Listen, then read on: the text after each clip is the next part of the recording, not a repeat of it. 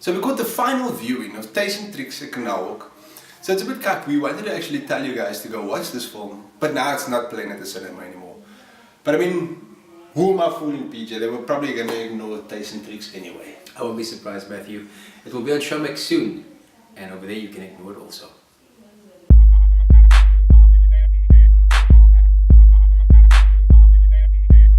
Hey, I'm Matt. And I'm Pete, And welcome to that movie review. also known as TMR.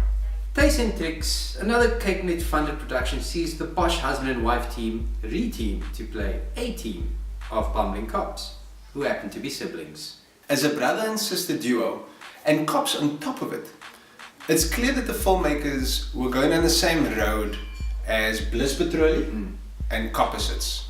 Bouwer Bosch has proven himself a versatile filmmaker and actor, but he really seems to have found a special niche for himself in comedy. In this movie, he's on form as a lovable doofus, basically an Inspector Clouseau without the ego. You know, when I first saw Bouwer in Jagveld, I think? Yes. He's such an unassuming sort of character, man. It's true, right? Like, he played such a subtle role in the he actually didn't have much dialogue. He didn't look like he had much going for himself. He didn't. And when I was doing the research, Cut hairstyle. oh yeah, that mullet and kak. And when I started doing research on Jagveld, and I realized he was married to Leandie, I was like, wow, amazing. Talk about punching above your weight. There we go, you know. But now I realize, you know, he probably makes her laugh. I mean, he's not a bad-looking guy, but I mean, he's. No, look, I think you know, he cleaned up nicely when he had his suit on and his jeans. No, he did. Moustache. You know, he's got that old teddy bear demeanor. She probably looks into his dewy eyes. She's like, shut you're up, you're the best, you know. Yeah. While they're pumping, you know, something like that.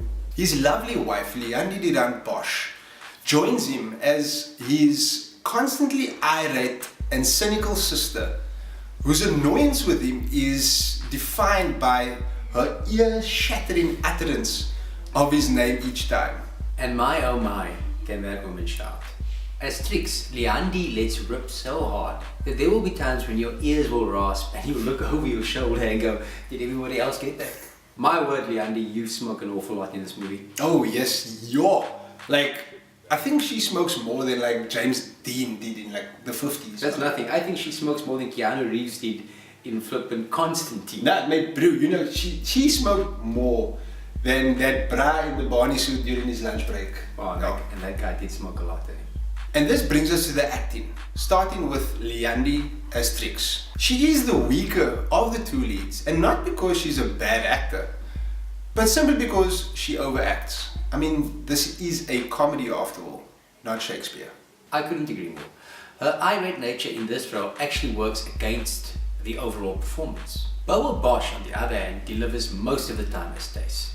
I mean, you look at this guy and all you're thinking is just, my word, what a teddy bear. Supporting the cast in this unconventional buddy cop movie is none other than Brendan Daniels. Daniels seems to be taking 5 in Trix. He seems bored, like he was calling it in after Sunday lunch by his Oma. He's in a lot of good films, and the most recent one being Five Fingers. He did.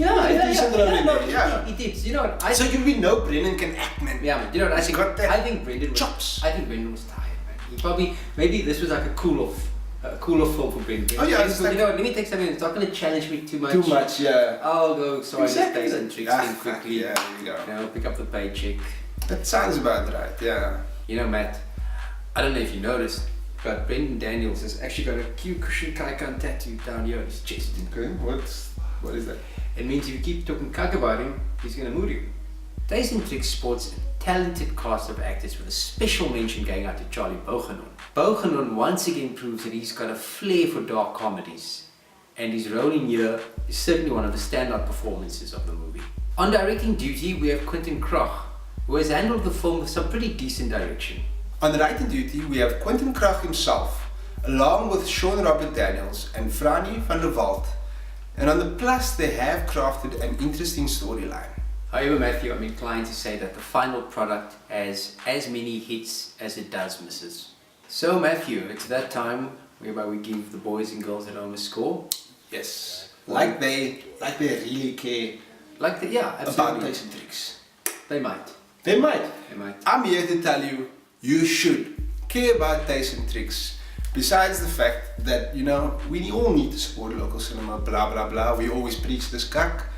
It is a good film. I thought it was a good film. It's a comedy and it really does its job. There is some really laugh out loud moments in this film, and a lot of them are attributed to Bouwer's character. He is kak funny. I love that man. Maybe a little homo, I don't know. But he's a good guy. I love him, his acting. I love Leandie just as much. And I'm gonna give Thijs and Trix 7 out of 10. And for real though, guys, if you ever see this in the bargain bin at Pick and Pay, you know, put down that packet of flings and buy that movie. It will probably cost just as much. I'm going to give Thijs and Trix 6 out of 10. I enjoyed it, but I wasn't blown away, and it didn't give me an overall good experience. I thought that at times Leandie overacted and maybe took the role a little bit too serious, as we have already mentioned in the review. And I also thought that with the direction that the comedy was going in, that they could have taken it further. They could have pushed the envelope more. There were times when they were holding back too much.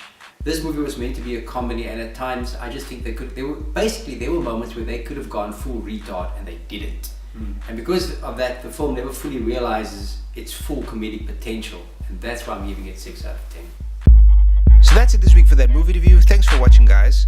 Please like us on Facebook, subscribe on YouTube, and follow us on Instagram and Twitter. Don't be so, man.